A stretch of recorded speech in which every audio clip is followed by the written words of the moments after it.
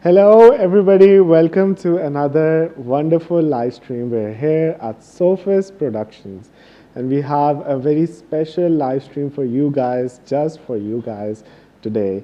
We're going to talk about a lot of different topics. Oh my. Firstly, we want to talk about Charlie Kirk. The whole world is shocked by the news of the killing of Charlie Kirk. He was a very good American politician, a rising politician.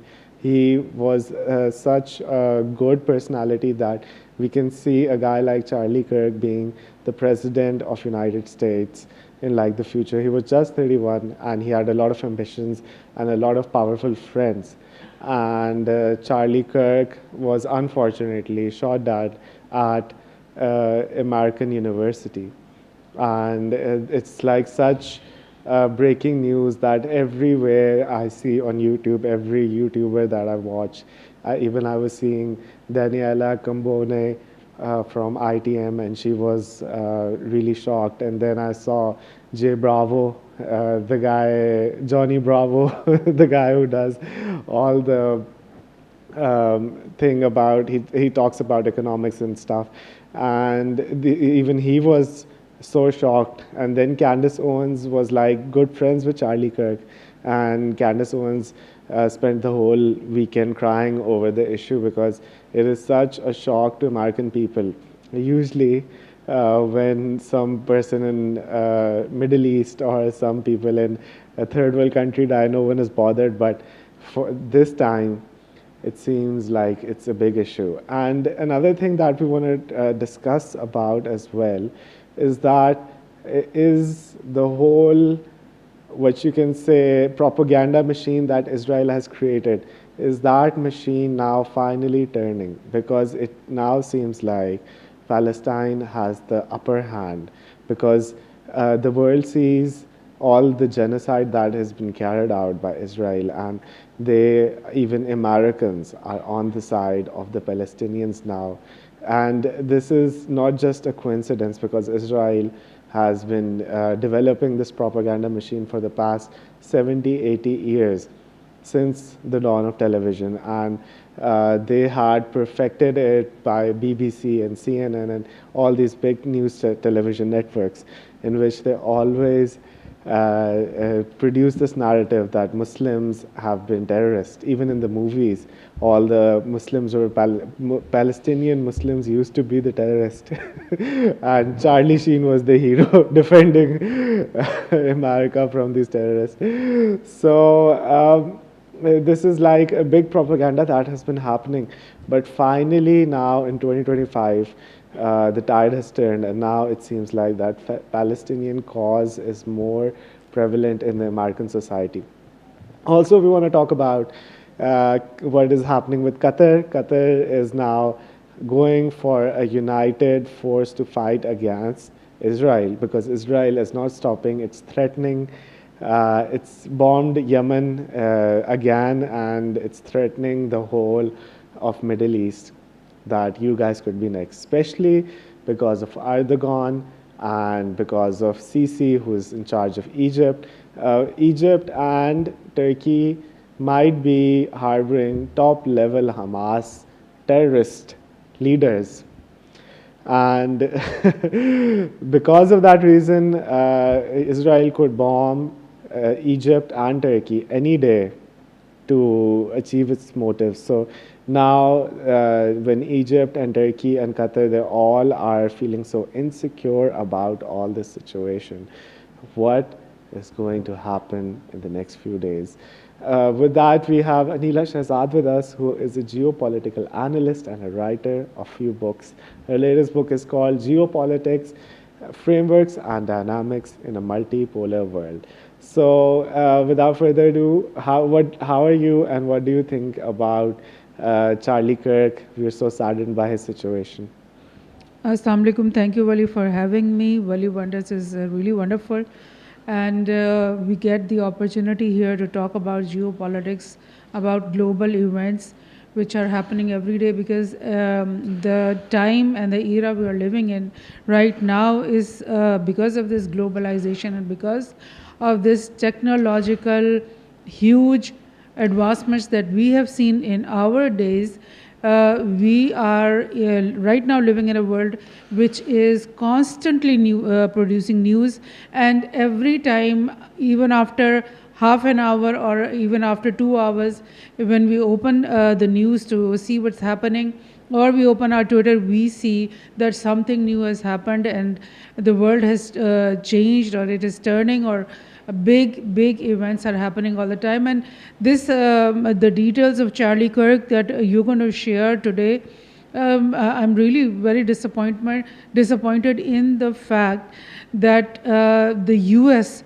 that boosts to be the unipolar superpower of the world, up till now, Trump is talking about making America great again, and bringing that same glory that is being lost in my view, but he wants to bring that same glory back to America. But what is happening inside America? What is the political situation of internal political situation of the US, that a politician who was young, who was energetic, and who was loved by the people, and he was on a tour of I think maybe 200 or 300 universities. He was going to tour, and he was on the I think 20th or 30th university, and he was giving a lecture over there, a speech over there, and in the university campus, in front of so many people, like thousands of people, he was shot and killed, and it was a horrific scene. And what does that tell you about the politics of America? That potential political candidates that can run for the parliament, can run for the Senate, can run for even the presidency of the United States are going to be killed on the streets, on the university campuses. Is that the stability? Is that the democracy that like the US has been harboring inside it, and it's been promising the same democracy throughout the world? So what is really happening? I mean, Wali's going to tell, I think, more details about that. Firstly, I would like to show you guys this video of Charlie Kirk and what has been happening with them and the recent situation. So let's go to a little video. Can we see the video? Yeah. My contention here is that some in the pro-Israel camp are so knee-jerk about calling you anti-Semitic or getting deeply offended if you say anything that doesn't align with their narrative, that it undermines their own cause. And I have to tell you, I find it very irritating because I do feel like some of us have earned the right to have some credibility on the subject of Israel and don't want to be called those names when we have some mild pushback on some of the overreaches, whether it's, you know, whether they're winning or losing the propaganda war right now. And my contention is they've begun to lose it. And I realize it's propaganda coming at us from Hamas, but their numbers have turned. Here in America, they've turned, not so much with Republicans, a little bit with Republicans, but completely with the Democrat Party and with independents. They have shifted mightily from at least double digits highs to single digit lows now when it comes to approval. And also with respect to, you and I speculated about this at the Turning Point event, whether the possibility of Jeffrey Epstein possibly being a Mossad agent or asset or affiliated with, that's been turned around on me too, to you must be anti-Semitic. What the hell? That's such bullshit. The same people who say you can criticize Israel, that's fine, we won't call you anti-Semitic if you criticize Israel, now turn around immediately and say you're anti-Semitic for even raising that. I completely reject that. And I raise this as a pushback against my friends on that particular strain of the aisle to watch it, because you don't want to alienate people who are openly your friends by going nuts in your crackdowns on mild pushback on anything related to Israel. Now you take it. I'm so glad you brought this up, and I would second that. Megan, I think I have a bulletproof resume showing my defense of Israel, both on campus, on social media, to great, let's just say, mockery and scorn at times, because I believe it, right? I believe in the scriptural land rights given to Israel. I believe in fulfillment of prophecy. And again, I'm not a theologian, but I'm a Christian. My life was changed in Israel. The spiritual energy is so amazing there. I want them to win. I've said that repeatedly. Same. And however, Megan, you're hitting on something very potent and important. Now, let me first say, I don't want to judge an entire group, because there's been many people in the pro-Israel world that have been very sweet, very kind, very nuanced, very Charlie, you were with us. You don't have to agree all the time. However, and I will say this, the behavior by a lot, both privately and publicly, are pushing people like you and me away. Not like we're going to be pro-Hamas, not like we're going to, but we're like, honestly, the way you are treating me is so repulsive. I have text messages, Megan, calling me an anti-Semite. I am learning biblical Hebrew and writing a book on the Shabbat. I honor the Shabbat, literally the Jewish Sabbath. I visit Israel and fight for it. And there's another article out in the Times of Israel today. I could read it on air. I was just reading before I got on. Charlie, what are you doing? Like, what am I doing? I'm sorry. Like, let's just take a step back here. So you must be, when I started this stream, although I haven't said a lot, but you might be thinking that I'm going to talk about some conspiracy.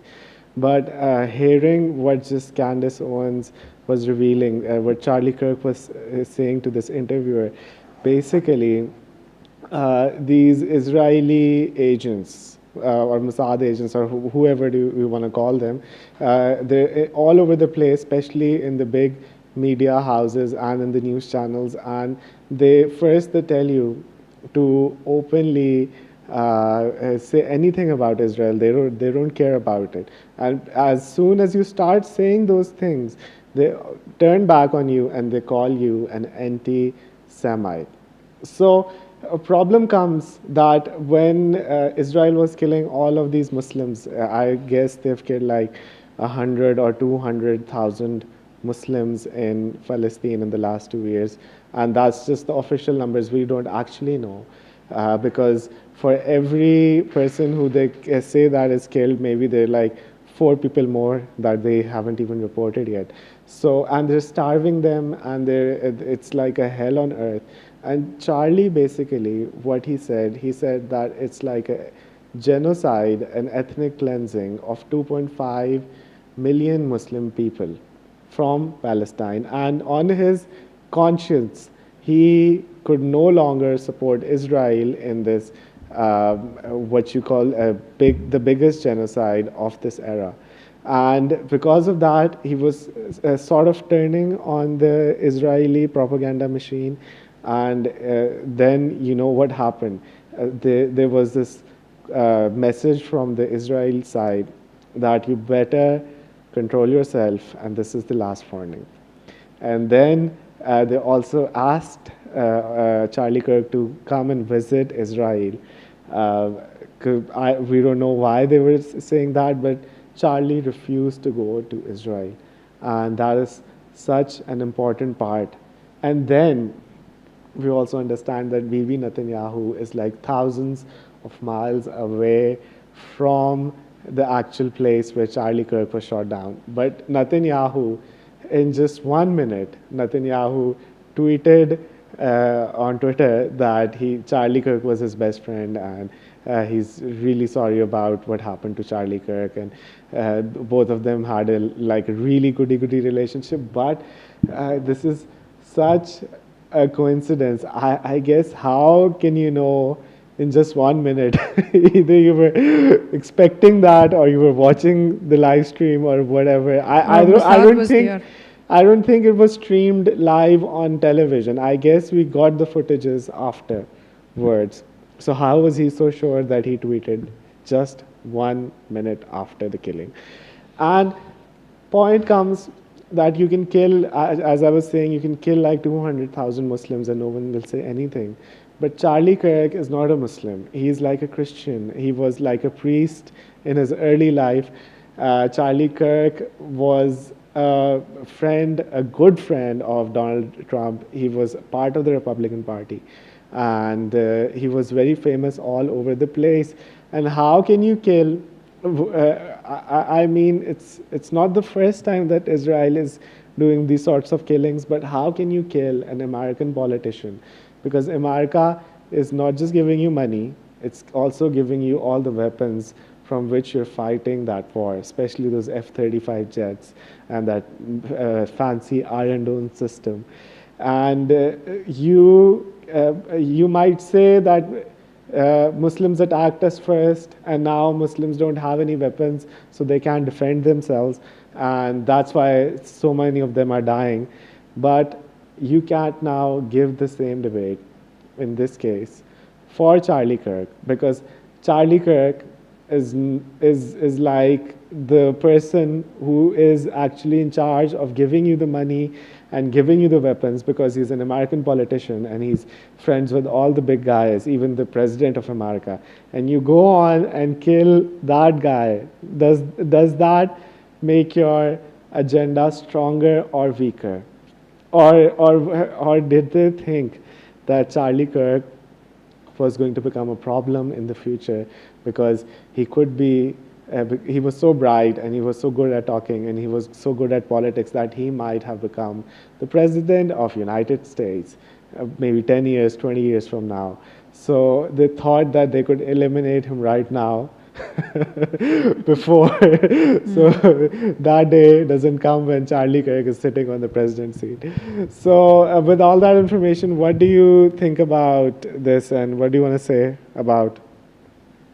Well, just like I said before, it's really, although we're always talking against the US policies and their support for the war, Israel is putting on Gaza and the big genocide that is happening, a genocide that is on your Twitter screens, on your TV screens, every moment you open your media, you get something new about the starvation and the killing. Every day, every morning when you open the news, there are 50 to 60 to 70 to 80 more Palestinians that have been killed, martyred in Gaza, because now they have, Israel has started the new siege of the city of Gaza, and they have again asked these people from the city of Gaza to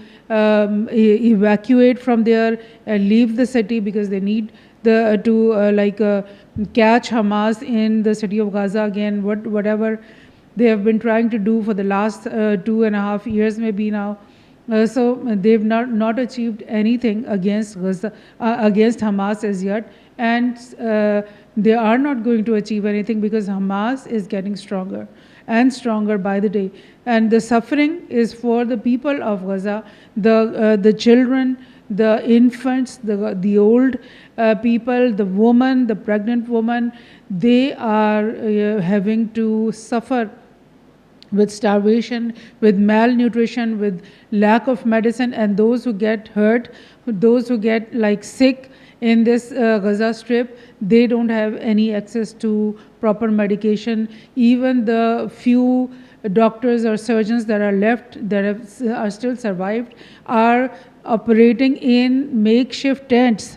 And you can imagine what kind of hygiene or what kind of standard they can give in this war-torn Gaza. And if there is one person who is genuinely talking about Gaza now, and they're genuinely talking about the genocide that Israel is committing on the people, Israel goes on and just kills. Last week only, Israel has gone with their F-16 jets. I think 12 of those jets flew over to Qatar to kill the people who were involved in the Hamas people leadership, who was involved in participating in the peace talk negotiation. I mean, if there's a team of people who is sitting there to negotiate peace with you, and you just go with your bombers and you strike them and kill them, then what message are you giving to the world about what type of a peace you are looking forward to, or even if you want any peace, or even if you want to have an end to this war, even if you want to have an end to this genocide, you don't. You just want to keep on killing. And I mean, Netanyahu is very quickly, very swiftly becoming a madman who has no control on his, the emotions. He has no control. He is just turning anywhere and striking, and turning another way and striking. And now he has struck over the best friend that Israel ever had. He has striken right inside the U.S. Soil, and like it's an open war. And it's just today, I think, or a day before, Netanyahu was giving a speech in which he said that the world is no more a unipolar world, in the past days. The world was like something like unipolar, US power on one side and the rest of the world on the other side. But now it has turned into a multipolar world, and there are so many pockets of power in the world now. And so because of that, now Israel is with no one. Like, look at the audacity and look at the frenzy in which Netanyahu has gone into, that he is saying that now he is not friends with anyone. Like, he is, in other words, saying that he is not even in the US camp anymore. So which camp is he in? Because US was the only protector of Israel. The European states, even UK and France and Germany, they have been, politicians in these countries have been openly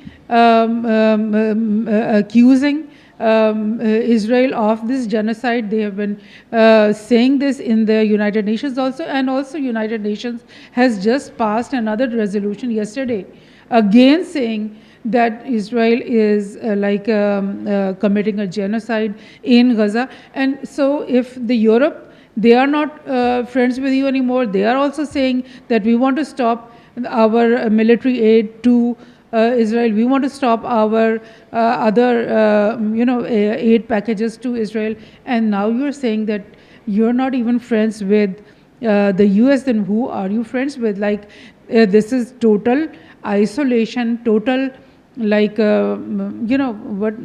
schizophrenia, maybe something like that, that he is not in his senses anymore.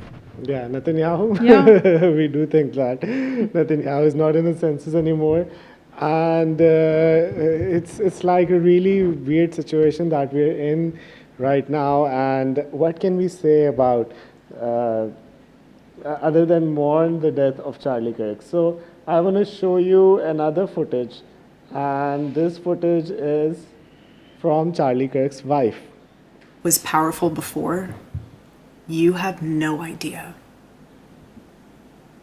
You have in this world unleashed across this. You have no idea what you just have unleashed across this entire country. In this world, you have no idea. You have no idea the fire that you have ignited within this wife. The cries of this widow will echo around the world like a battle cry.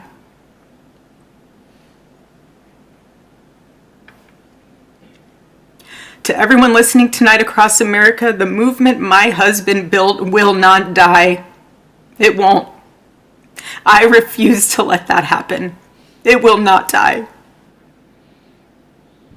Beautiful. So Charlie Kirk was actually trying to be on the right side for once, and although he was in support of Israel and he went a lot of times there, and he had a lot of friends. Even Bibi Netanyahu was once his friend. थोड़ा सा volume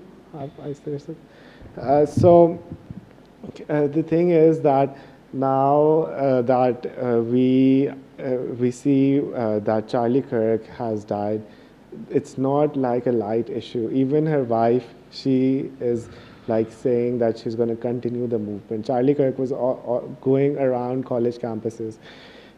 He had planned to visit a few, even in the next month or two coming, and he was trying to gather support for his cause. But as soon as he shifted his alliances, they just literally shot him in front of thousands of people and in front of live television. And that's like giving you a message. You can kill a person who is walking on the street and he's alone and there's no one around, and that's how you usually kill a person. But now you're killing Charlie Kirk in front of thousands and thousands of people. And this has shifted the narrative in the United States on all of this global Israel war and this issue. And why? What is Candace Owens saying? Candace Owens is saying that she's not going to keep quiet. And all of these liars who come out when after he was killed, and they're claiming that Charlie Kirk was their friend, and this was the messages. People are showing their text messages with Charlie Kirk to prove a point. But Candace Owens is like, most of these guys are lying, and she is going to come after them. They better shut up. If they keep on saying all of these nasty things about Charlie Kirk, or if they keep on calling themselves Charlie Kirk's best friends, she's going to come after each and every one of them. And she's also talking about the donors. I mean, having donors was like completely okay with me, because we know that every congressman has like 4 or 5 people who are surrounding him and who are trying to donate money to the guy. And this is like, sadly, a political system that has been around in America, because American politicians, when they're fighting for elections, they obviously need donors and millions of dollars to fight these elections. But these donors, when they give you money, they ask you for something in return. And these donors can also pressurize you. So Charlie was getting a lot, you can say, what you can say, the donors were complaining, and he was getting a lot of pressure from the donors. And why were the donors pressuring him all of a sudden? Because of the fact that Charlie Kirk was now talking about this genocide, this ethnic cleansing of 2.5 million Muslims from Gaza and Palestine. And he honestly, he was with Israel, but in his conscience, because he was also Christian, he had also good values. And he always used to say this to Candace Owens, that what would happen if we shifted on the right side. And Candace Owens was like, that Charlie, I believe in you, you are a good guy, and you can always make the right move. You're just on the edge. You could just got to take the last step and go public with all of your thoughts and thinkings. And that's what he did. As soon as he started going public, the donors started to blackmail him. Now, the donor system, I really do like that. And obviously, it's a democracy and things like that can happen. But then donors pressuring you versus someone shooting you in the neck, that is like 100% different. And that's like on a whole other level. And then now even Candace Owens is like that Israel has 2 options, because she's not going to stop. She's going to expose all of the messages and all of the things that were happening with Charlie Kirk. And Candace Owens might be the worst enemy of Israel. I mean, Israel has a lot of enemies, but if you talk about media, if Candace Owens is after you, she went after Brigitte Macron, who is the wife of Emmanuel Macron, the president of France, and she did like 6-hour streams non-stop talking about how Brigitte was a man. And it was not just one stream, it was a series of streams, and she's still talking about it. Now she's fighting a case against Brigitte, and she's not a person you want to mess with. And she's like, Israel has 2 options, because they can't silence me. Either they come out and speak the truth, or they can kill me. And that's what they're good at. They're good at killing people who are against, saying things against them. And Candace was like, I would be happy going out in a casket, but I will obviously and I will most definitely get the truth out about Charlie Kirk and what happened with him. And it's such a sad situation. So, do you want me to show a video, or do you Yeah, want to sure. say something? No, sure. So let's go to the next video. And now we are now talking about the suspect who has been caught. The suspect who has been caught in the murder. That is like really suspicious as well. Let's watch a video and then I'll go dive deep in what is happening. To go up against this FBI, the MAGA FBI, something's very wrong with what I just heard. I mean, I watched it. I was hoping that they had caught the bastard who shot Charlie. So we saw a video of a person jumping off the roof. It looked very legitimate to me. However, there was no rifle in his hand. Now, the Mauser does not break down very easily, incidentally, for those of you who know weapons. Something's wrong with the whole thing. They're trying to claim he removed the barrel from the Mauser and fit the receiver and stock in his backpack and barrel in his pants leg all in 2 seconds. It is not easy to remove a Mauser barrel or index it after reinstalling and remain accurate. We are not hearing or seeing reality. And by the way, the photo of the rifle allegedly left in the woods has the barrel installed. So we're supposed to believe a guy is on the run after killing Charlie Kirk, and he pauses in the woods to reinstall a barrel, and then he leaves it for us to find, the FBI to find. I don't believe a word of it. I shouldn't do this. I know I'm putting myself at risk, but I can't take it anymore. I can't take the bullshit from this fucking government. It's lying to us. Something's wrong. Something's so wrong. It's sickening. Who is this?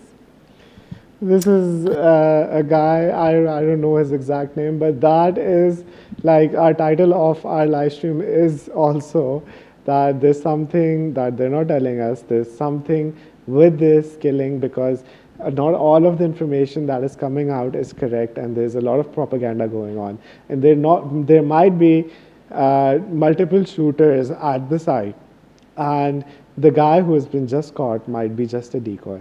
So apparently what happens is the father of this guy who shot Charlie Kirk, he watches the footage that is coming out, the horrific, violent footage that is coming out, and he recognizes the guy who people can't really recognize because he has a hoodie over his head and his face is not that clear, and people can only watch him from a certain angle. So this guy's father, when he sees the footage, he immediately thinks that it's his son, and he calls on the authorities, and he gets his own son arrested, because now suddenly this guy's growing a conscience.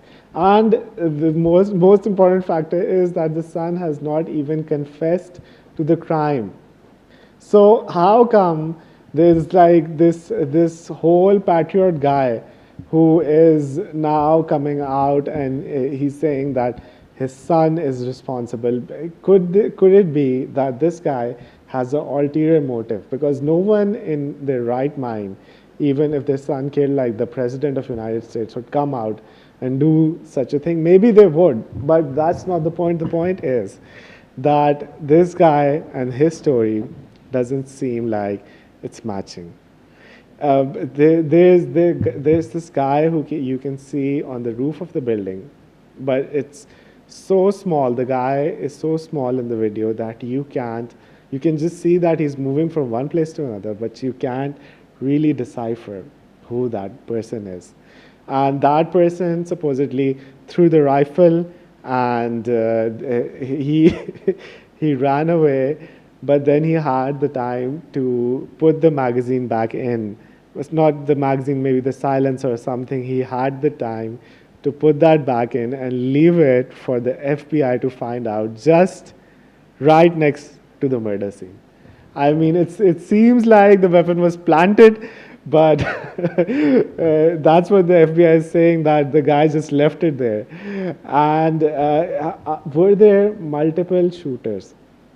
Because remember when Trump got shot, there was like just one guy, and he was like an amateur, and he couldn't take the shot, or he did take the shot, but Trump like at the last time moved his head, and the guy missed Donald Trump. But this time they had to make sure that they that they get the right shot, and the footage is so horrific. We've seen the footage now, and I was waiting to really know. Because I didn't talk about this earlier on.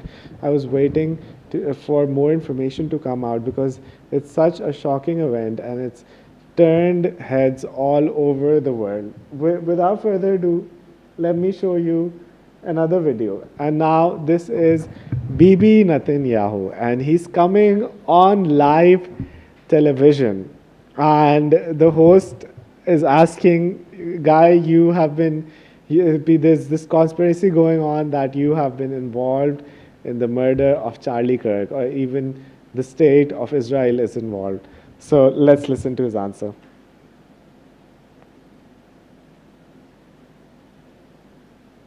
I think I just closed it.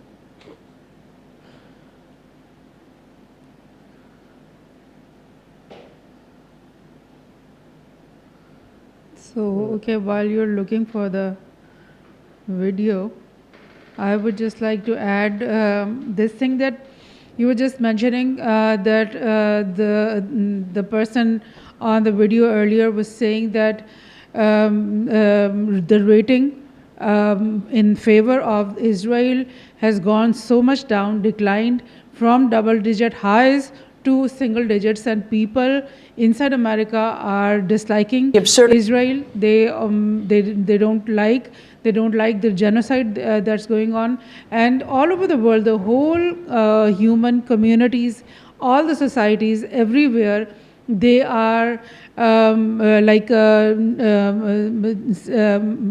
supporting the people of Gaza. They are supporting the people of Palestine, and they are accusing Israel of committing this genocide. And you have to understand this thing, that this is the human conscious talking. I mean, the human conscious has to be alive, and it is alive. And whatever, like everybody may be doing some little bad things all the time. We are doing rights and wrongs, but our conscience is there. There is a balance in the human mind, and it's the same balance in everybody's mind. Everybody can understand that this is something very, very extremely bad happening in the heart of human society, in the heart of the map of the world. It is just the place in the middle of everything, and the whole media is reporting about it day and night. And how can the human conscience be totally dead? It can't be. So it was all humanity raising their voices, doing protests, so many protests every day. Every other day we see a protest in one country or another country in favor of the people of Gaza. And now even the statesmen, even the politicians who have always been in the West supporting the Israeli narrative have been forced, because of this big human conscience that is like opening up every day, that they are also forced to give in and support this Gaza narrative. Their own lives are hell. These Israeli people who are living in Israel, they have like this horrific life, and they have to go in the military to serve like for 5 years. It's like mandatory for all of them, and it's just a weird situation the world is in. So without further ado, I was going to show you the video of Bibi Netanyahu talking about if he's involved in the murder. But let's just read the comments first. And there's Maham and Aisha Rashid who are here. Thank you for being here. And Mohammed Fazan is here. He's saying, if there's Wi-Fi up there, I'll know Charlie's already charging everyone's ringtones. I hope he is. I hope. I know Charlie's already changing everyone's ringtones. That's what he's saying. And Asma is here. She's saying, "Hello, Wali Wonders. क्या आपको लगता है कि Charlie का influence आजकल के youth पे positive है या नेगेटिव है?"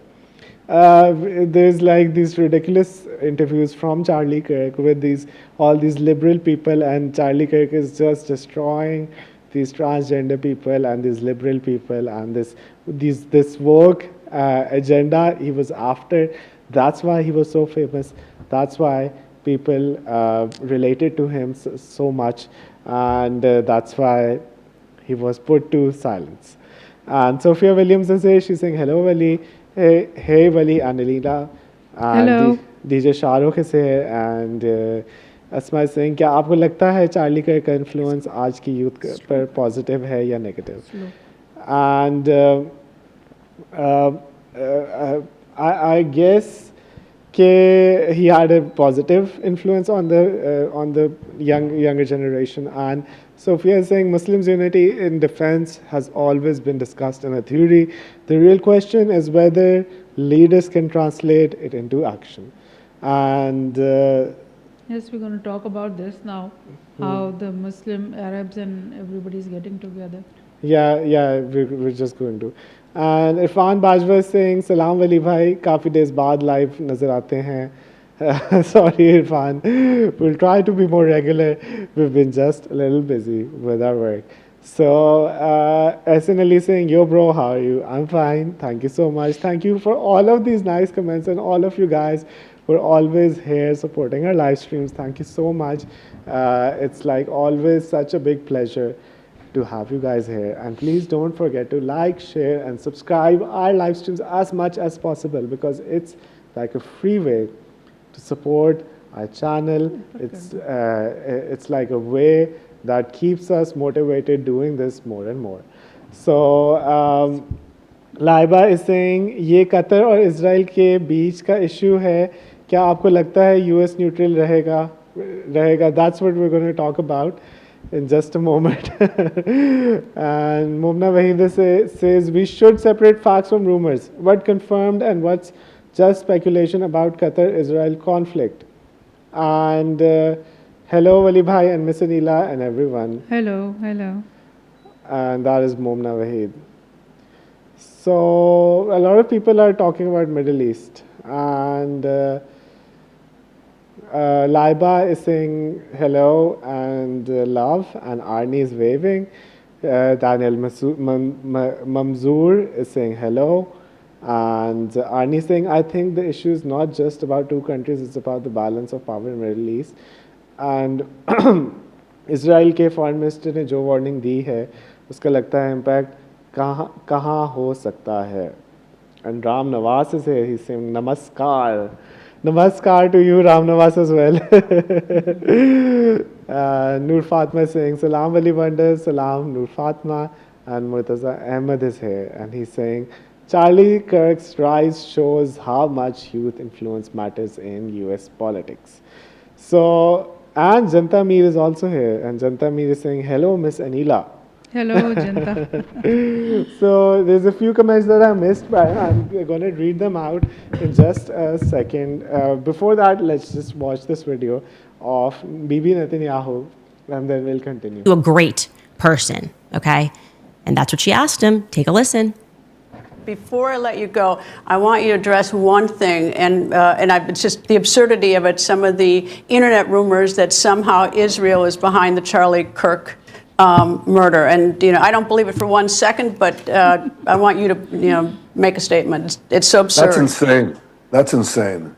Israel also changes the orbit of the moon. Israel pushes the sun. I mean, the whole thing is. It's not only insane. I think it's so absurd, so stupid, and so ridiculous. You can't believe that people are saying this. They just found the perpetrator. They'll get to the bottom of this. But they go, they have no limits. When you hate Jews, when you hate the Jewish state, you're willing to say anything and promote all these absurd rumors. And by the way, they're willing to kill us all the time. I mean, that's what they're doing. And over the centuries, when Jews, especially in the Middle Ages, the horrific Middle Ages, the worst things were said about Jews you couldn't possibly believe. We were poisoning the wells. We were drinking They were poisoning the the blood wells, of Christian children. You name it. and they were drinking the blood of innocent children. That's what the Jews are. That's what Bibi Netanyahu comes up to. And that's what happens whenever you try to talk to these people. They come, get the genocide card out, and they say the Holocaust card out, actually. And they say that so many millions of Jews were killed because of this sort of hatred, that people are now calling Bibi Netanyahu as the main suspect in the Charlie Kirk's murder. And because of that, Bibi Netanyahu is now taking the Holocaust card out. And he says that because people are always anti-Semitic and they just hate the Jews and they want to blame everything on the Jews, that's why Netanyahu is innocent, I guess, because that's why the Holocaust happened, because people were wrongly saying bad things about the Jewish people, and other people started believing those things, and they just killed like 6 million Jews. That is like such a table turner, a page turner. I don't know how to counter to that. And that's always what they're saying. Anyone who says anything against these Israeli people are anti-Semitic. Actually, And why does Bibi Netanyahu want to prove to the world that Charlie Kirk was such a good friend of Bibi Netanyahu? Maybe Charlie Kirk was like, he just knew Bibi Netanyahu and he was good with him. He liked, had a few good conversations, but they weren't like that really close. And why does Bibi Netanyahu, who is like fighting 10,000 front war, he's fighting with all and every Muslim country in the world right now, and he's going to bomb and he's going to absolutely kill all of the 1 or 1.5 billion Muslims. And how does he have the time to come like 3 or 4 times on television to discuss about Charlie Kirk? And how does he know just 1 minute after his death, and it's like almost like the first or the second tweet from any major politician, and that is Bibi Netanyahu. All of this smells fishy. Smells like a rat.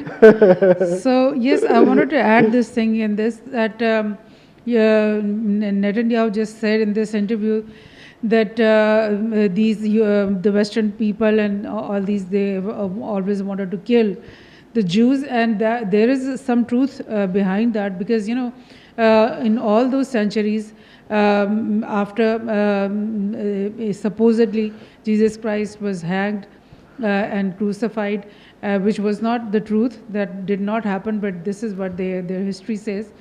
After that, the Jews have been, and 200 or 300 years later, all of the Roman Empire and all these Mediterranean countries and all these European countries, they accepted Christianity, and then they started hating the Jews, because they, from the first day they accepted Christianity, they said that the Jews were the ones who crucified and hanged and killed Jesus Christ. And for that reason, and for that enormous hate against the Jews, what happened was that the Jews were exiled from Jerusalem and Palestine twice, by the Persians and by the Romans first, and then afterwards by the Persians. So these exiled Jews had to spread all over. Some of them went to live in Syria and Iraq, and some of them came in Medina also, but most of them went into Europe, and they were living in all these different countries of Europe. And what these Europeans used to do with these Jews were, because they didn't trust them, they thought that they were very cunning, and they thought that they were exploiting their communities all the time. So they persecuted the Jews. They forced them to live outside their cities in ghettos and in miserable living conditions, and they were forced to wear tags or identity cards or tags or bands around their hands that showed that they were Jews when they had to enter the Christian city. So their persecution was always there, and there was also a lot of genocides committed against the Jews, and one after another. Every country had committed some kind of a genocide against the Jews in Europe, and this thing kept on going until the Second World War, until the big Holocaust, and after that, only after that, the British promised the Jews that they are going to give them their own promised land. They're going to shift them in Jerusalem and in Palestine, and that was the moment, I think, of history when the Christians, the Europeans, they could say that they don't hate the Jews anymore, because all the Jews were supposed to now leave Europe and go and settle in Palestine. So that was the thing, that they took that Scrooge from their hearts and put them and pinned that Scrooge, that cancer, in the heart of the Muslims, in the heart of the Arab states, in the heart of Palestine. And from that day, the theory of and this propaganda of anti-Semitism has started all over the media and everywhere. And they don't talk about what anti-Semitism was really about, where it really started, and where the Jews were really hit by that. Now only, after I think 70 or 90 years after this establishment of Israel, now I think this is the first time that Netanyahu has mentioned this thing, that Europeans have always wanted to kill all the Jews. So why don't you go to the Qatar and all those stuff? Yeah, let's now go towards Qatar and what's been happening in the Middle East. And it's like such a weird situation that is going on. Let me show you a few articles. So can we see the article? Yeah, so Egypt now sees Israel as an imminent threat. That is Egypt. And at an emergency summit in Doha, President Sisi escalated his rhetoric on Israel and may now seek to receive Cairo's vision on an Arab military alliance. So that was like a dream of al-Nasser. Nasser was like a pan-African leader, and actually in 1967, Egypt fought a war with Israel, and they were very successful in fighting that war. Their air forces were bombed, but through their infantry and through their tanks, they went in and they gave this massive blow to the Israeli army, and they were almost close to Tel Aviv. Some people say they were close to the major cities, and they could have wiped out the Israeli people. But unfortunately, Israel is not alone. Israel has the might of American military, which is like $1 trillion or $2 trillion defense budget each year, and that is more than the next 10 major countries and their major armies combined. And it's like an astronomical number. Even Russia is spending like a quarter of what America is spending each year. Even China is spending like a fraction of what Russia is spending. So, I mean, this is a totally unfair war. And at the last time, they started airdropping supplies and equipments and whatever, and they started giving intel to the Israeli people. And that's why al-Nasser lost that war. But he wasn't demoralized, and he knew how big of an impact he had created.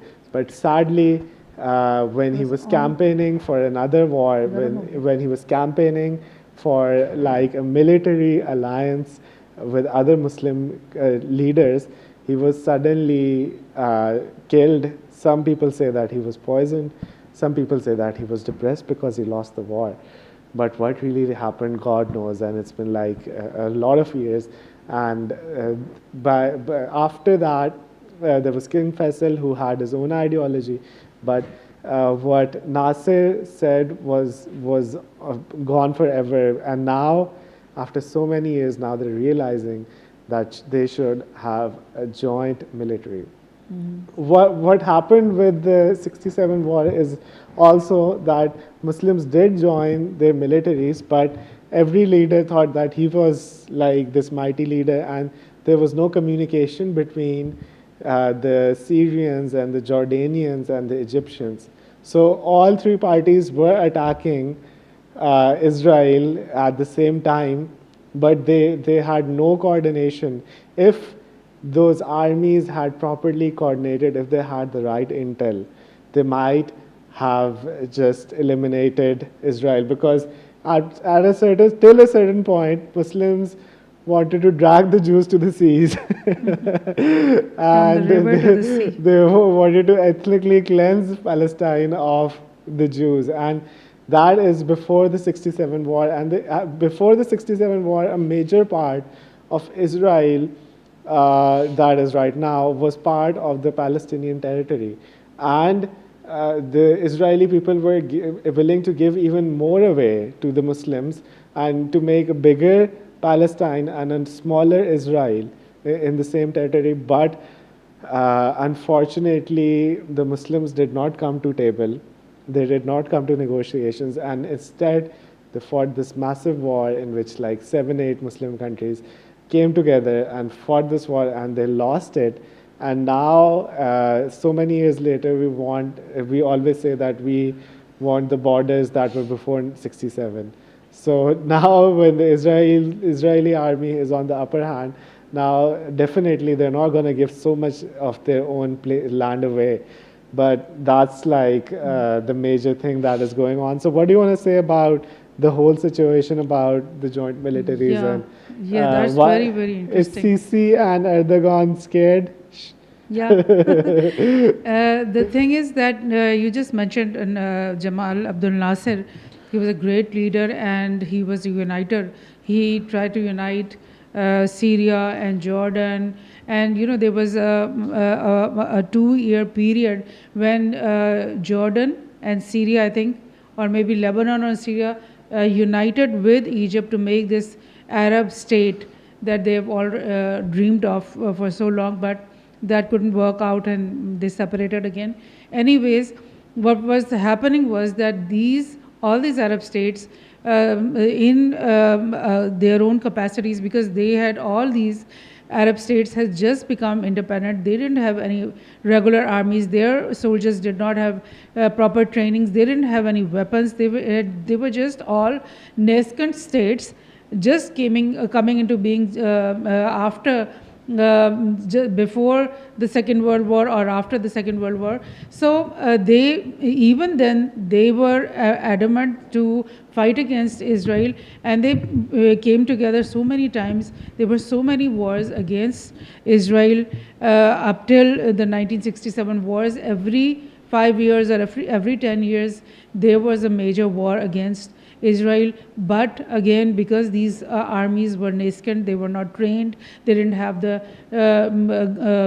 top-notch weapon and all that, they couldn't fight Israel. But still they were united against Israel, but only after and who was leading that united Muslim nation which involved Egypt and Syria, and who was supposed to lead that army? Because would you say that Nasser from Egypt could be the president for like 3 countries? Why wouldn't the Syrian president say that I want to be the president of all these 3 countries? And who is controlling the military? Because this question comes up that we see Qatar. Qatar is such a small state and it has such few population. It has only 33,000 army, and most of its protection comes from the United States military, because they have their largest base outside United States in Qatar. And they just got 30,000 people, although they have so many fighter jets.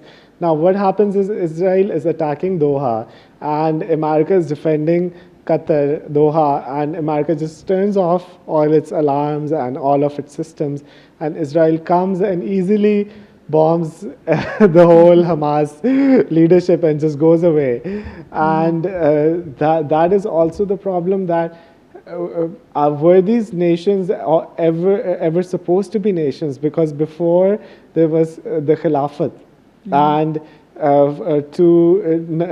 now these nascent nations, as you say, they're small places with small populations, with a royal family and a lot of oil. So you're giving so much power to just a few people. If it was the Muslim Caliphate, do you think the oil would just remain for the Qatari Emirates and the oil would just remain for the Saudi royal family, and the whole Muslim Caliphate, even Turkey and even the subcontinent, wouldn't take any benefit from the oil that was coming out from these Well, states? that's a totally different scenario that you are going towards if, when the Second World War was happening, but even when the First World War was happening, all the Arab states got together against the Ottoman Empire just because of the reason that they thought, because at the end of the Ottoman reign, there was a lot of there was no development in the Ottoman whole regions, and the Europe and those countries were getting ahead in technology and all that science and everything. So people were disgruntled against the Ottomans and the Arab, because the Ottomans were Turkish white people and they were different from all the rest of the Arabs that they were reigning on, and all the Arabs got together in this thing that they want another caliphate, another empire that was Arab in nature, that was not ruled by a foreigner country like the Turks, the white Turks. They didn't want that. They wanted one big Arab empire. That was the dream they had. But unfortunately, when the Ottomans lost in the First World War, the League of Nations divided all the Ottoman areas into this small, countries and states, and some of them got independence earlier. Many of them got independence after the 1950s. Even Algeria, Algeria, I think, got its independence in the 1960s. So their dream was actually to become one big Arab empire, but because once you divide a country into two parts or three parts or four, and then another political structure emerges in that region or that state will never join with the other states again, because every leadership, every political framework wants that power for itself. It's not ready to re-merge again and share that power with another entity. That is nature of human, society. So once you have divided them, there is no coming back unless you unite them again with a big force. You understand? But who's going to control the force? Because all of these people are different tribes. The Emirati people are a different tribe. The Saudi people are a different tribe. The Egyptian leaders are like a different tribe. The Syrians are a different race. I mean, all of these are, you call them Arabs, but they're different tribes with different races. And but obviously, they were the same tribes and same sects and same ethnicities who were living under one single Ottoman rule. And before that, other caliphates, whatever the caliphate was, there were 7 or 8 caliphates different, and they were all these regions were living together under one flag all this time. And the key to that unity was that there was a one joint economic system. There was a one currency, that was silver coins or the gold coins, and there was one joint foreign policy, and the rest of the things all the states were doing, and the people were free to move here and there, and people were doing as they willed. That's the same, But pattern. then you divide all of these, this one big Muslim caliphate into small nations, and what you get is like the consolidation of power in the hands of few. Yes, and also, that's what I'm saying. Yes. Also the destruction of the military, because if there's like 50 nations instead of one nation, and now who's going to control the military? If everyone is deciding upon their own defense, So they're going to only have enough military to defend their own country, but they're not Yes, going to exactly. have a military that's going to defend Egypt going to defend Jordan, or Jordan going to defend Syria, and Exactly, that's what happened. Because just like you saying, Qatar was always afraid of the Saudis, and these all little Gulf states, they were afraid that the Saudis may come and take them back, and that's why Qatar has always been against taking steps against Saudis many times and befriending Iran, like befriending Turkey. Because Turkey, Qatar, and Iran have been closer, and Qatar always did that because it felt that if I don't make friends with these people, or maybe make friends with the US, there is a fear that Saudis are going to take this land back, because before the World War I, this whole peninsula was one single state, except for the Yemeni people. The rest was one single state. So you're right, by dividing them, and then afterwards dividing their interest also, because once you are so many states, you can still be on one page against Israel at least.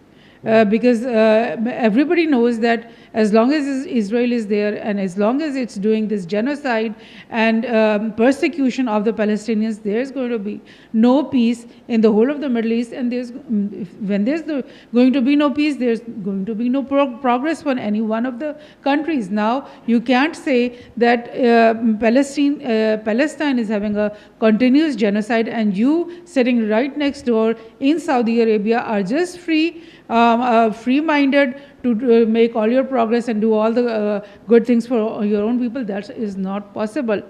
That is why there has been this talk about a united Islamic military, and this thing is not started, this idea hasn't started just now. You know that something like 5 or 7 years back, when the Saudis called General Rahil Sharif from Pakistan, and he went to Saudi Arabia, and he became the head or the chief of this joint Islamic military force. That force has already been made. Yes, what really happened to that force? It's been like underground, or it's not been talked about so much because of the reason. I think that force was no good, and it was just, I don't know what it was, but there's no talk of Rahil Sharif, and because he was part of this force, it creates like this stain on his credibility. Why was he part of this force? Because he is still part of that force. Because it's not in the news, because they don't want to publicize it, because of the reason you're right. You're absolutely right in saying that take Saudi Arabia, take Jordan, take Egypt. Each and every one of these states has defense pacts. They had defense pacts with the US, with other European countries, and they were buying military weapons from these countries. So they didn't want to anger the US, and they tried to be as good as possible with the Israelis. They even offered them to be a part of the Abraham Accord and make friends with them, and normalize relation with Israel. But Israel is just that kind of a state that cannot survive in a peaceful manner. They just can't go on that path. And they started this genocidal war against the people of Gaza, and that angered the Egyptians and the Jordanians and the Saudis and every Middle Eastern country, every Arab country. And this has not started just now. Like, Egypt has been developing its military, and it has been increasing its military force in the Sinai desert, in the Sinai Peninsula for the last 1 year. They've been making huge tunnels underground. There were tunnels already there, because via those tunnels they used to bring the essential food and essential things, construction material for the people of Gaza from underneath those underground tunnels, and Israel used to find those tunnels and bomb them every other month or every other year. But now there is news that they are making very large, enormous tunnels which can house big trucks and big, tanks and all those things, and they are preparing for this thing because they have seen that Israel has no end. There is no stopping. Now, I want to show an article on this as Yeah, well. yes. So, can you see the Arab News says, what happened? Are Egypt and Israel heading towards a military confrontation? The target assassination of Hamas leaders in Qatar has added to growing tensions between Egypt and Israel over Tel Aviv war in Gaza. So the article goes on and it says that Egypt reportedly warned in exchange with the US that if Israel attacks Hamas leaders in its territory, the gates of hell would open. It then decided to reduce security coordination with Tel Aviv. Even before Israel strikes in Doha, tensions were mounting. So it's like a game of hot potato. When the leaders of these countries, I mean, Gaddafi came out and the Arab League, and he said to all the leaders that they're going to kill everyone one by one. And everyone was laughing, and Gaddafi was the first one to die. Saddam was the first one. Saddam was the first one. Actually, he was talking about Saddam Hussein and the sham trial that US carried out in United States upon Saddam, and the Arab leaders had no sympathy for Saddam Hussein. One of their own people, yes, Saddam fought a few wars. He also invaded Kuwait. He also had very bad relationships with Iran, and he was a madman, but he was still an Arab leader. And when he was being hanged, everyone was so happy, all the Arab leaders. And Gaddafi came out and said that there should be like proper investigation and a proper trial, and the US should be held accountable to just go and invade Iraq and abduct their president and have a sham trial and hang him. And it was such a disbelief for him. And the point remains that then every other nation was next in line, and Syria went away. The Syrian leader just fled, and a lot of other nations as well. They were involved with this confrontation with America, and none of them were concerned. Now, when Israel is coming out for everybody, now they understand that they want to protect each other. And it's like the thing that I was saying, that it's like that when your brother is being attacked, you don't care, but when you yourself are being attacked, then you say that we all should unite and we should make a common military. And with that, let's just read another article and see another article. So in this article, Pakistan warns of dangerous escalation at UNHRC, urges accountability for Israel-Qatar attack. And Pakistan warned of dangerous escalation as United Nations and a long line of countries on Tuesday denounced Israel's attack on Qatar last week, demanding accountability. So now Pakistan is also in the game. What do you want to say? Is Pakistan going to do something in this situation? Yes, Pakistan has shown solidarity with all the Arab countries, and just a few minutes ago there was this news that I just saw in my mobile. There was this news that Pakistan and Saudi Arabia have already announced that they are making this joint military to defend all the Arab states and to defend the people of Gaza maybe also, but at least they will defend Egypt and Turkey and the Qatar and all these Arab states, because already Pakistan is, it's a integral part of Pakistan's foreign policy, that it is going to defend the two holy sites of the Muslim, those are the Makkah and the Medina. Anything happens to Makkah and Medina, or anything, any person tries to or conspires to attack these two holy places, Pakistan will be the first army to come and protect them. So already Pakistan has these very close ties with so many Arab countries, Saudi Arab especially, and with UAE and Qatar and Oman, and even the Yemen war, Saudi war, when Rahil Sharif first went to Saudi Arabia to take that, chief, become the chief of the Islamic Joint Islamic Force. He said that when I come over there, the first thing I want to do is to end the Saudi-Yemen war. So definitely Pakistan has played this role. Pakistan, although we are always unhappy about our political system, and there's so much wrong things happening inside the country and in our political system, but still Pakistan as a whole, as a nation, has been playing a positive role in the region.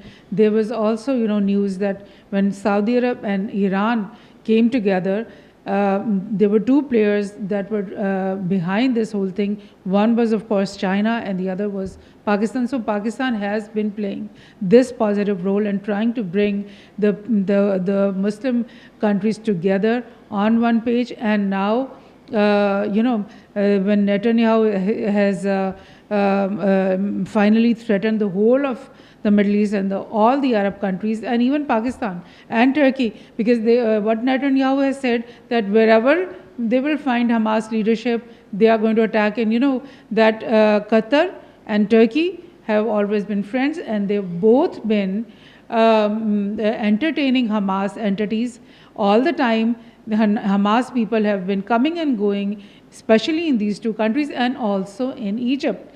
There is news and there are reports that Hamas leadership has been coming and going in the Sinai Peninsula. They have been staying there. Algeria is also another country that has always supported, they supported Yasser Arafat, they supported the resistance all the time, and they have always voiced in the support of this resistance of the Palestinians and of the Gaza people and in the West Bank. So if they find a Hamas personnel in Algeria, what happens? If they find a Hamas personnel in Egypt, what happens? And of course, Turkey and Qatar are always having these people. So Netanyahu has given a sweeping statement that he's going to kill the Hamas anywhere it finds. And already, how many assassinations Israel has been committing in the last 2 years, how many they have committed. The number has gone to hundreds that they have killed in Iran. They have killed, assassinations in Iran, in Syria, in Lebanon, in Yemen. They've been attacking Yemen. And what's left? I mean, they can come anytime. They can come in Qatar now. And that's the article that I want to show you. The article says, Netanyahu warns Israel may strike Hamas in Qatar again after Trump declares it will not happen.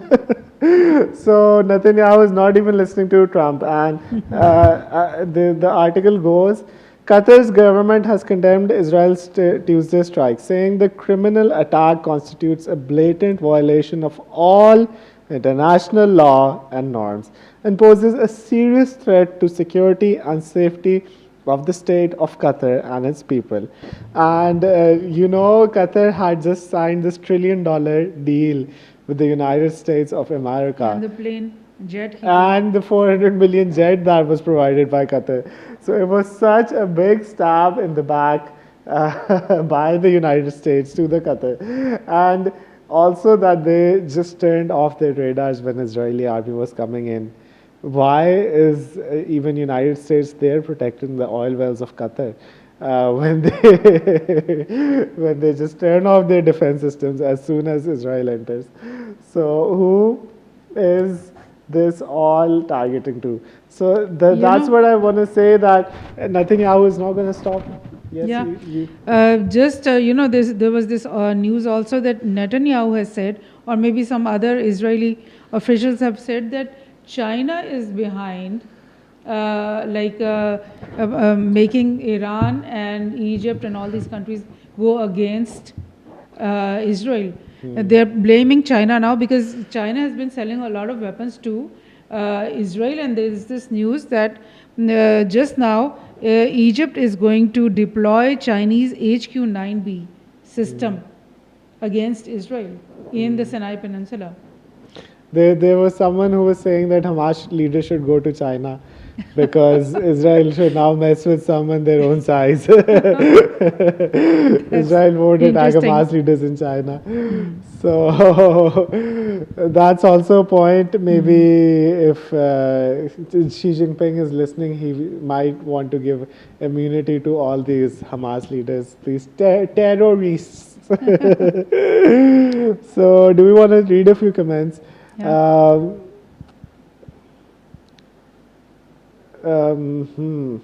अच्छा महाबलोच saying जब हम सो रहे होते तो वली wonders पूरी दुनिया को नजर आ रहा होता है.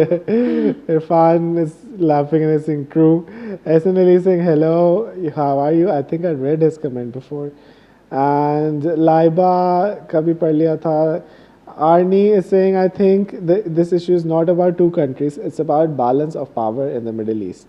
इसराइल के फॉरेन मिनिस्टर को जो वार्निंग दी है उसका अगला इम्पैक्ट कहाँ हो सकता है? कुछ लोग कह रहे हैं कि पाकिस्तान नेक्स्ट है, पाकिस्तान को भी इसराइल के जेट आएंगे और बड़े आराम से मार के निकल जाएंगे. ऑल्दो पाकिस्तान के पास एक बहुत बड़ी इकॉनमी नहीं है, पाकिस्तान के पास बिलियंस ऑफ डॉलर्स नहीं हैं कतरियों की तरह, मगर पाकिस्तान के पास पॉपुलेशन है. There is like 22 crore 24 25 27 crore लोग who live in the Pakistani area, and the army is like the most massive army, around 6-7 lakh personnel in just the army, and we have a good air force, we are battle tested, and I think the odds of Israel attacking Pakistan, but that's the point when you're facing an enemy so mighty, you just don't want to face it, because Pakistan would go in a very ambitious conflict against Israel if all of the Arab nations and all of the rest of the Muslim nations, I don't know, there's 60-70 of them, they all unite their hands. But what if it's just Pakistan going to war with Israel, with everyone saying that, yeah, Pakistan should go to war, and then everyone backs out and Pakistan is the one facing all the that could be the case. But there is a lot of sentiments for pro-Palestinian sentiments in each and every Muslim country.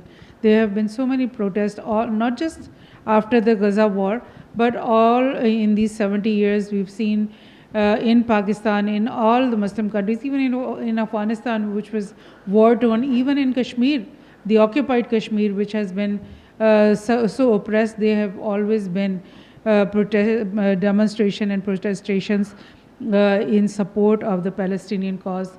So this is the thing, and you're right. What can one country isolatedly do against such a big power? Because if it was so easy, why wouldn't Pakistan have liberated Kashmir already? So it's not that simple, because so many the way geopolitics is moving in, especially in this globalized era. So all the countries are connected with each other in so many ways, economically, strategically, in defense matters, in so many matters, and people are so much more aware that there is it's not easy to make moves like that, and definitely Pakistan would only confront Israel if there is really that type of a joint military force, and if that force is there, and if that deterrence is there, because for all this time when we were always saying that why are the Muslim countries not united, because all of these countries had just become independent after the Second World War, and then there was this British and European and US divide and rule policies through which they always try to keep all these countries at the edge and fearful of each other. They created this Sunni Shia fault line, which created this big divide between the Sunni Arabs and the Shia Persians, and there was always this fear. There was always this internal fears and these things inside the Middle East, which kept them at daggers drawn with each other even. So now at the end of this, at the end of when the big historical event happened, that the Saudi and Iranians came together, and the big Shia Sunni split fault line was like erased, and that was the point, I think, when the possibility of all the Arabs and all the Muslim states coming together against this Israel or against any other foreign intervention in Muslim soil was with possible. all what you just said, I also was thinking that the true leader of Muslim Ummah in these days is not Shehbaz Sharif. It might be Imran Khan, because there's like this side which is the Saudi side, and then there's this Irani side, this Shia Sunni divide, and then Turkey is on another tangent, and all the Muslim nations are on another tangent, and most of the leaders, even strong leaders, aren't so good at communicating their language. So when Imran Khan used to talk about the issue of Kashmir, about Islamophobia, or about the genocide that has been committed by the Israeli people, and he said he won't go even one step back on this issue, and he would never consider Israel as a state, because Palestinian people have the right for their own independent country. And that's why when Imran Khan was the president of Pakistan, people usually said that Imran Khan is the leader of Muslim Ummah. And maybe if there is like a united army, the one solid person who can negotiate with everyone and who is like a charismatic leader who is top of the line and who's really educated and who's really interesting and smart and charismatic was Imran Khan, and might be the reason he might really be in prison is because of Israel not wanting such a good leader to be our president. That's a big, the truth is that Imran Khan's mission is different in my view. He is not fighting against the military establishment or against the Noon League or against the People Party. His fight is against this global, framework, which is not letting nations survive in independent, sovereign way.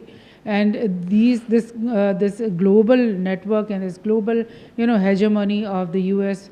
and all these Western countries, they have been interfering in the political system and in the economies and in all the matters of all these countries, not just the Muslim countries, but also in Africa. They've still have enslaved African nations in other ways, not directly, but in neo-colonial ways. So that is the thing. That is the big, Afreet, jisko kehte hain, the big giant that Imran Khan is fighting against. So that's what I think. So with that, let's go to a few comments. And it's now like 3 a.m. in the morning. Yeah, It might be a good time to end the live stream as well. So Asma is saying Israel के warning सिर्फ security नहीं, diplomacy का pressure भी है. And $2 trillion deals आवाम से ज़्यादा powerful लगती हैं. And Hassan Harun just waved. Thank you, Hassan, for being here on a live stream. And Irfan Bajwa says, well said, Ms. Anila. Do you want to say Thank something? you. Thank you. Qatar tried to Google how to deal with Israel, but the first result was don't. That's what Razan is saying. Hamza Mead is saying, hey, thank you, Hamza, for being here. Sundus is here. Amber Mahin is saying, I'm here for the second time. Thank you so much, Amber, for being here for the second time. We always like our repeat viewers, and we hope that every one of our viewers is fine, good, happy. And Ahsan Ali is saying, अगर US का $1 trillion deal Qatar के साथ risk में है तो American neutral रह पाए या फिर ओपनली साइड लेना पड़ेगी.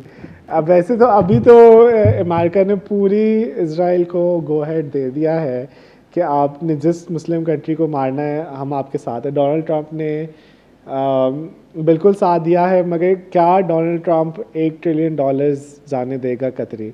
और क्या डोनाल्ड ट्रंप चार्ली कर्क का मर्डर जाने देगा, जो कि उसका बिल्कुल बेस्ट फ्रेंड था? That is a question that will be answered in the next few days. Sundas is here. She's saying, hey. Nimra Singh, लगता है जियो पॉलिटिक्स अब नेटफ्लिक्स की सीरीज बन गई है। हर एपिसोड में एक नया ट्विस्ट और क्लिफ हैंगर होता है। क्लिफ हैंगर भी एक मूवी थी, बचपन में देखी थी। Rida Fatima Singh, hello everyone, hey, and Janta Mir Singh, hello. Irfan Bajwa Singh, Wali भाई हम तो डेली आपको लाइव देखना चाहते हैं। Thank you so much, Irfan. Thank you. I think we're going to do a live stream tomorrow as well, and it's going to be on the right time, so we'll share a link with you guys. And Asma Singh, Israel के foreign minister ने जो warning दी है, उसका impact क्या हो सकता है? We just discussed that. He said that no Muslim nation is safe, especially Turkey and Egypt, because they're harboring Hamas terrorist leaders, and they're the next in line to be attacked. And even Qatar has been attacked once, but it's not the last time that they're going to be attacked. They're going to be attacked again and again repeatedly. That's what they're claiming right now. And Murtaza Ahmed is saying, Charlie Kirk's rise, how much youth influence matters in US politics. Yes, he was such a young guy, and he had such a good political career ahead of him, and it's just sad to see what is happening. Irfan Bajwa is saying, okay Wali bhai, फिर हम कल wait करेंगे। Thank you, Irfan. Inshallah, inshallah. So with that, do you have like a final message for our viewers? And then we'll wrap up the live stream for today, and maybe we'll have a nice one tomorrow as well. Yeah. Well, there's only hope and prayer in all of our hearts that all the Muslim countries from Indonesia to Bangladesh to Pakistan and Saudi and Egypt and Morocco, all of these countries, including Afghanistan, of course, very critical country, and the Central Asian countries are all the Muslims. We should all unite for the cause of the Palestinians, for the cause of our religion, for the cause of Islam, and at least we should become a big, strong bulwark for each other. Like at least we should protect each other. And if there is going to be this force and deterrence, only then there can be any progress or betterment for the people of the Ummah. Ummah. Yes, you're very right, and thank you for saying that.